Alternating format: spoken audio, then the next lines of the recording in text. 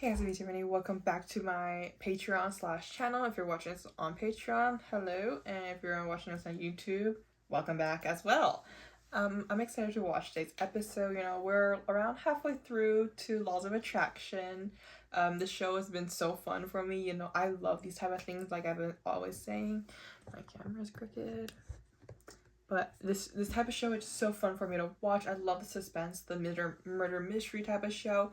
We're getting there, and last week we kind of left off on a little sour note for Chan and Tin. You know, I'm not sure what this episode entails, so yeah. Before we start, I do want to say this again. You'll be hearing this repeatedly if you're always watching my videos this next week or so.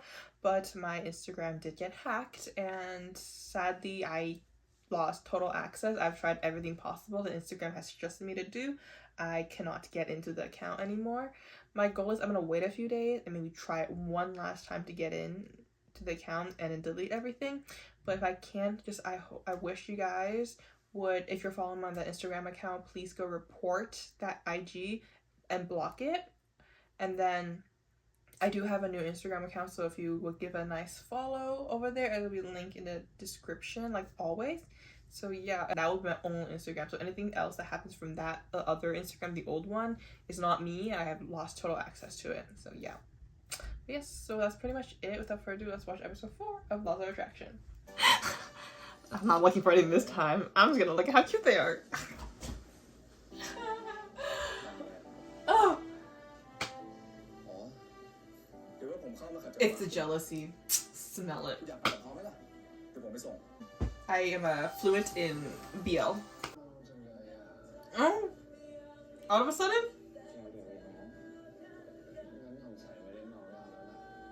It's from love. Oh.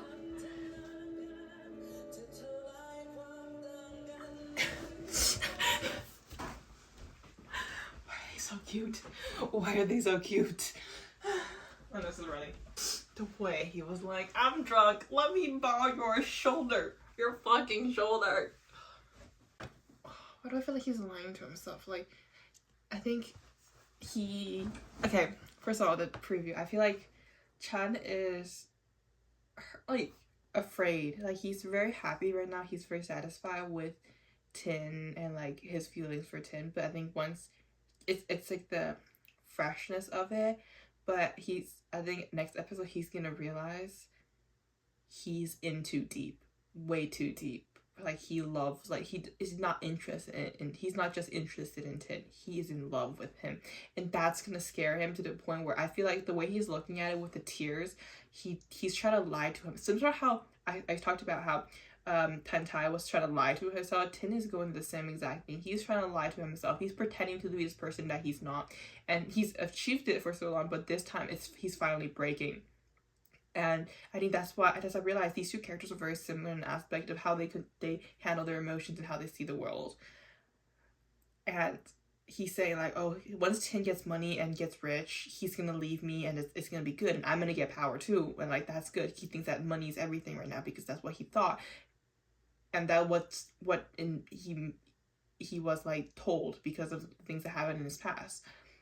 But like, he's gonna realize that's not like that's what his ideas is gonna be hurt himself more than it's gonna hurt Tin.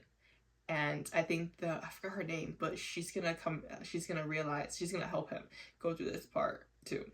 But it's gonna be really interesting. I'm excited to see this. Oh, the show is so good. It's so good. But this episode we got a lot more information, you know, not as much as the previous episodes, but like, I think we got very big information this time that changed the trajectory of what we've been thinking and our theories.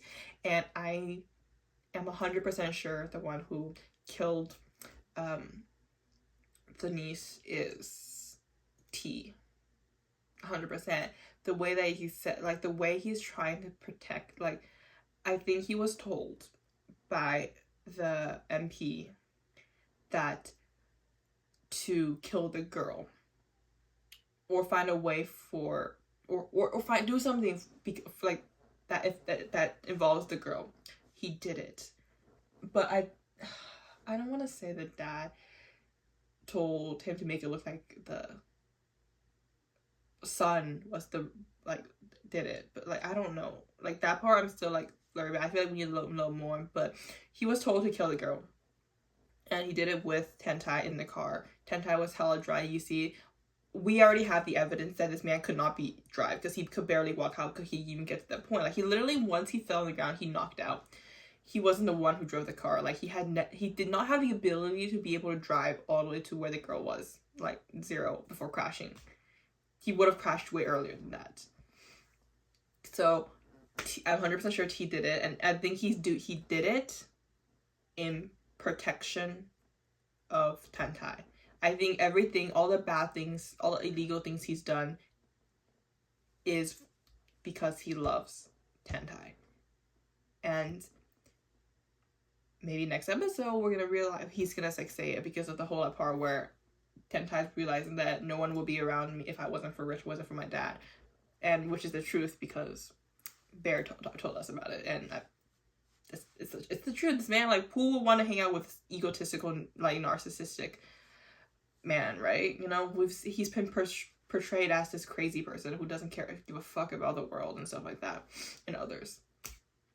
And I don't know, this episode I just love. We got, you know, we are finally into the second part of the series where I think the first 3 episodes we really embody the murder aspect of this show. Like, we've been solving crime, murder, mystery, solving, finding out clues, finding out things, and like building up this like angst, I think, and just also kind of building up the sexual tension.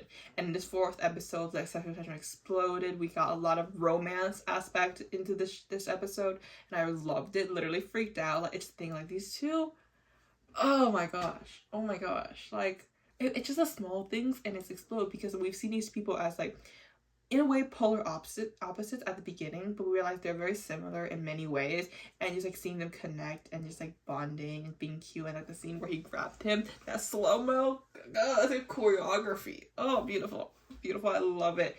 And you know, in a way they both like kind of are on the same page about the whole situation and the same page about their feelings for each other. Like, they know that each other, we have some kind of interest, some liking between each other. And now it's the part of like, can it progress is what I'm scared about, which I talked about earlier. Like, can it progress? Is Chan able to love again? Which, I mean, Tin is a very simple man. Okay, I'm sorry. He's a very simple man. We can read him very easily. He's written to be read easily. And he's in love, and once he's in love, he's very like honest about it. I think he's gonna stick to that. I'm in love with this man. He might take it a little bit, and that's why, like, can I fully trust him? But I feel like once he's in love, and like, because Chan kind of reciprocated a little bit, so I feel like he's gonna give his full trust. And at some point in the next 4 episodes, Chan's gonna do something that's gonna hurt Tin, like lose his trust with Tin again, and he has to build that back up at the final end of the series. Very simple plot line that I think is really readable, because that's how it is. It's how it's usually written. But I'm very excited to see like how that's gonna go. I just want to see cute moments. You know, these two, you know, Jam film, literally the cutest. Chemistry off the charts. So yeah, I was watching this and somebody was it was like on Douyin. Somebody was reviewing episode 3, and then one of the things that like, it's a plot hole that I think that wasn't written correctly, like fully enough, is the girl at the, like, one of the friends who said that the niece had this doll, and then like she like moved it into like a real, like, she make it sound like a real dog. But like, one thing is, like, she said she carried it around all the time. So why hasn't anybody around her noticed that dog thing or that doll has been missing if she carried it around with her? Like, the first thing you realize is like, even Chan realized that dog doll I haven't seen at all the toys that the grandma gave me. And then for grandma and for Tin, why haven't they checked that? Like, if they say, oh, it's a doll, how about the doll she's been carrying all the time? Maybe that's an important one. So like, there's a little plot hole there that is like, you know, like they're trying to set it up to be like, it's that doll, which is already given away. They're like, you know, it's a little slight plot hole that was not written fully, and I realized like, oh wait, yeah, that's kind of like, you know, too plain. Like, you know, it's not fully written out to be such a good direction, because it's so obviously made to be forgotten that it feels so fake, you know. But yeah, what else do I have to say? Oh, I don't know. The more I watch this, the more I feel like they've been trying to, I think, make us forget about the parents. Because at the first few episodes, me and I feel like people on Twitter have been saying that oh, this has to be involving a bigger problem, maybe with the parents and with Chan's past. But we haven't really talked about the parents at all either, too. So I'm like, maybe no, maybe it's about Chan more. So like, I feel like they're trying to confuse us, and because my focus is so heavily on that specific case, this like car accident case, that they're trying to make us confused. And then once the next few episode comes out, we'll be like, oh wait, oh my god, we should have known. Like they're trying to mislead us, and I don't know, maybe it's a good thing. Like it's gonna be so grand, so cool that it's gonna be like, oh my gosh, I should have known. But like I know, it's 100% like you can't write about this situation, like the show that like the two parents die at the same time and not think about it. Like in what cases where like maybe it's an accident, it did look like an accident that the parents die at the same time, like you're writing that and then the daughter dies in a car accident too, that's not coincidence. It cannot be coincidental. Like you just can't write it like that without us thinking. So I'm really hoping that they like explore the aspect and they realize, because China and Tin has not. They keep hinting at this like, oh maybe it's bigger, but they keep like focusing very heavily, like pinning in on this car accident, figure out what happened at this car accident. Maybe it's a way, and then once they find the true information, they're gonna open it up. I don't know how it's going, but I really enjoyed this episode overall, and I don't have much to say. I just enjoyed it so much. Oh, I do have to say, Film is such a good actor. Like his expression, him breaking the fourth wall again, it gives me chills. Like I talked about this last week, and I explained what kind of fourth wall breaking means. If you want to watch that, you can get that a little bit. But yeah, I just enjoyed this series so much. I really enjoyed it. I can't wait till next week. And that's pretty much it. So thank you guys so much for watching. Please like, comment, subscribe if you haven't already. And if you're on Patreon, thank you so much once again for the support. See you guys next time. Bye.